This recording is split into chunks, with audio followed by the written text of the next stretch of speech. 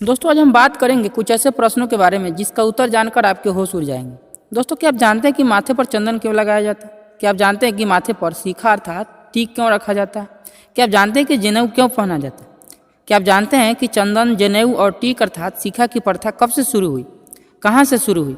अगर नहीं जानते हैं तो इस वीडियो को पूरा देखिए, आप पुरातात्विक आधार पर जानकारी पाने वाले हैं। अगर आपको इस वीडियो से आपत्ति होती है तो कमेंट कीजिए और वीडियो को डिसलाइक कीजिए। अगर अच्छा लगे तो चैनल को सब्सक्राइब करें और बेल आइकन को भी दबाएं। अगर यह वीडियो अच्छा नहीं लगता हो और आप एक यूट्यूबर हैं तो आप इस वीडियो के प्रत्युत्तर में एक्सपोज्ड वीडियो बना सकते हैं। तो चलिए वीडियो को शुरू करते हैं। दोस्तों भारतीय परंपरा अथवा संस्कृति को देखें तो हम पाते हैं कि भारत की परंपरा बौद्ध परंपरा रही है और भारत में आज भी बौद्ध परंपरा जीवित है। भारत के सारे हिंदू आज बौद्ध परंपरा का सम्मान करते हैं, जबकि वे आज हिंदू बन चुके हैं। पूर्व में आज के सभी हिंदू बौद्ध ही हैं। बुद्ध ने पीपल के नीचे ज्ञान पाया, जिसके कारण आज भी पीपल पूज्य अथवा सम्मानित है। लेकिन आज हिंदू धर्म के कारण पीपल अशुभ होकर अपमानित भी हो चुका है।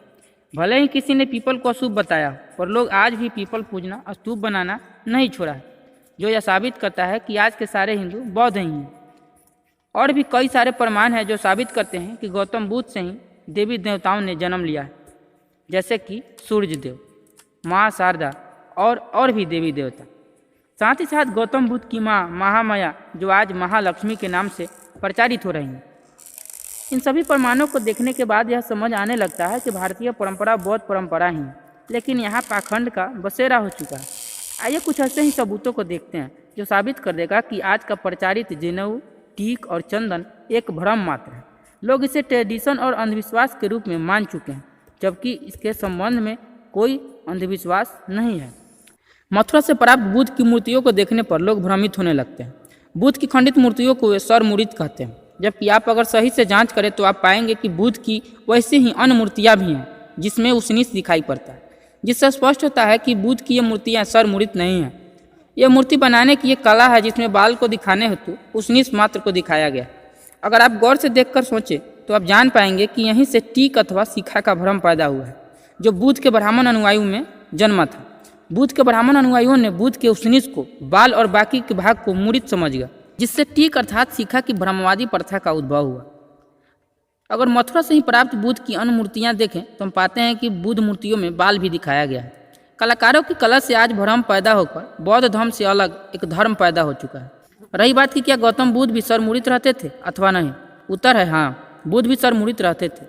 वे भी भिक्षु नियमों से अलग नहीं थे। लोगों में एक मान्यता थी कि बुद्ध एक साधारण व्यक्ति नहीं बल्कि विशेष व्यक्ति थे, जैसे कि उनके घुंघराले बाल, लंबे कान। इसीलिए बुद्ध की इस विशेषता को बनाए रखने के लिए मूर्तियों को घुंघराले बाल युक्त बनाया गया। लेकिन अन्य भिक्षुओं की तरह बुद्ध भी स्वरमुड़ित रहते थे। कहा जाता है कि गौतम बुद्ध ने पूर्वी चंपारण के केसरिया में बाल मुड़वाया था। लोगों ने उस बाल को भी संरक्षित कर लिया था। बाद में इसी मुड़े हुए बालों को यादगार बनाने के लिए सम्राट अशोक ने स्तूप बनवा दिया। केसरिया का यह स्तूप अब तक ज्ञात विश्व का सबसे ऊंचा स्तूप है। यहाँ केसरिया प्रखंड का नाम भी बुद्ध के वस्त्रों के आधार पर ही उत्पन्न मालूम होता है। अतः यह कहना मुक्तापूर्ण है कि बुद्ध केस नहीं मुड़वाते थे।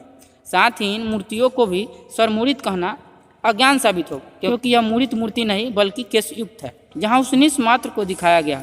शायद बुद्ध का यही उसनीस आज शिखा के नाम से प्रचलित है, जो भ्रम के अलावा कुछ नहीं है। अब बात करते हैं कि लोग आज चंदन क्यों करते हैं। भारतीय परंपरा में बिंदी और चंदन की प्रथा रही, जो बुद्ध के मूर्तियों से प्रेरित है। लेकिन आज जो चंदन की प्रथा है वो नासमझी के आधार पर है। बुद्ध के ब्राह्मण अनुयायी बुद्ध के उड़ना को समझ नहीं पाए कि आखिर ये उभरा हुआ बिंदुनुमा आकार है क्या। लोगों ने इसे भी विशेष समझ लिया, क्योंकि बुद्ध के मस्तक पर यह पाया गया, इसीलिए लोगों ने इसे भी धारण कर लिया और चंदन की प्रथा की शुरुआत हुई। जबकि सच्चाई यह है कि उड़ना प्रज्ञावान होने का प्रतीक मात्र है। बुद्ध के माथे पर उभार बनाकर कलाकारों ने यह इंगित किया है कि गौतम बुद्ध बुद्धि से ही जाने जाते हैं, वे प्रज्ञावान हैं। कहीं कहीं उड़ना को तीसरी आंख से भी दिखाया जाता है, जो बुद्धिमत्ता की आंख से जाना जाता है। हाँ, याद रखें, यह बुद्ध की तीसरी आंख बुद्धिमत्ता मात्र से ही संबंधित है, न कि किसी प्रलयकारी आंख से। अब आइए बात करते हैं जनेऊ के बारे में। मथुरा से ही प्राप्त मूर्तियों का अवलोकन करें तो हम पाएंगे कि गौतम बुद्ध से ही जनेऊ का भ्रम पैदा हुआ है। जनेऊ में 3 सूत का भ्रम भी मथुरा से ही पैदा हुआ है। कुछ लोगों ने पूर्व में दावा किया था कि बुद्ध जनेऊ पहनते थे, जबकि यह गलत बात है। इस पर पहले भी मैं वीडियो बना चुका हूँ। बुद्ध के शरीर पर जिसे जनेऊ होने का दावा किया जाता है वह स्वतः वस्त्र का कोर है। इसे समझने के लिए हमें मथुरा से प्राप्त बुद्ध मूर्तियों को देखना पड़ेगा। मथुरा की इस मूर्ति को स्पष्टता से देखने पर पता चलता है कि यह बुद्ध के वस्त्र का कोर है। यहाँ वस्त्र का कोर 3 धारियों में दिखाई दे रहा है, जो स्पष्ट साबित करता है कि 3 सूतों वाला जनेऊ यहीं से भ्रमित हुआ है। चूंकि यह बुद्ध के शरीर पर पाया गया, इसलिए इसे भी कुछ लोगों ने विशेष मानकर धारण कर लिया।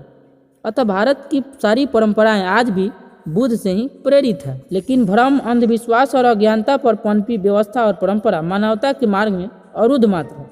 अंधविश्वास और भ्रम कहीं भी नहीं होना चाहिए। ये वीडियो आपको कैसा लगा कमेंट करके जरूर बताइएगा और साथ साथ हमारे चैनल को सब्सक्राइब भी कर दीजिएगा और बेल आइकन भी दबा दीजिएगा ताकि आपको नए वीडियो की नोटिफिकेशन मिलती रहे।